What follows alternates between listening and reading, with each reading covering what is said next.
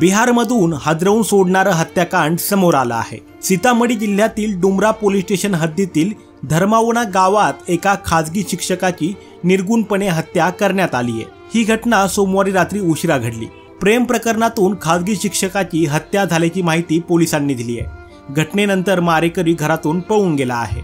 हत्येची माहिती मिळताच डुमरा पोलीस मंगळवारी घटनास्थळी पोहोचले आणि त्यांनी मृतदेह ताब्यात घेतला आणि शवविच्छेदनासाठी पाठवला। मृताचे वडील अनुता भगत यांनी 10 जणांविरुद्ध तक्रार दाखल केली आहे। पोलिसांनी तातडीने तपासाची चक्र फिरवत 4 आरोपींना अटक केली आहे। मृताचे नाव राम भजन कुमार, वय वर्ष 25 असं आहे।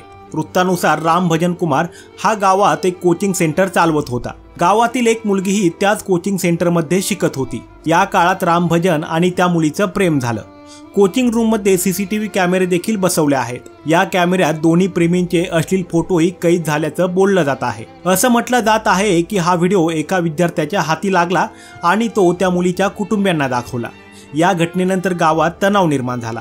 विद्यार्थिनीच्या कुटुंबियांच्या भीतीमुळे कोचिंग ऑपरेटर त्याचं घर सोडून एका नातेवाईकाच्या घरी लपण्यासाठी गेला। अलीकडेच विद्यार्थिनीच्या कुटुंबाने शिक्षकाच्या कुटुंबाला राम भजनला गावात बोलवण्यास सांगितलं, जेणेकरून त्याच्या मोबाईल आणि लॅपटॉपमधून अश्लील व्हिडिओ आणि फोटो डिलीट करता येतील। असं म्हटलं जातं की विद्यार्थिनीचं कुटुंब गावात पोहोचताच त्यांनी शिक्षकाला पकडून एका मोडकळीस आलेल्या घरात नेलं आणि विजेचा धक्का दिला। त्यानंतर त्याला मारहाण केली आणि चाकूने वार करून त्याची निर्गुण हत्या केली।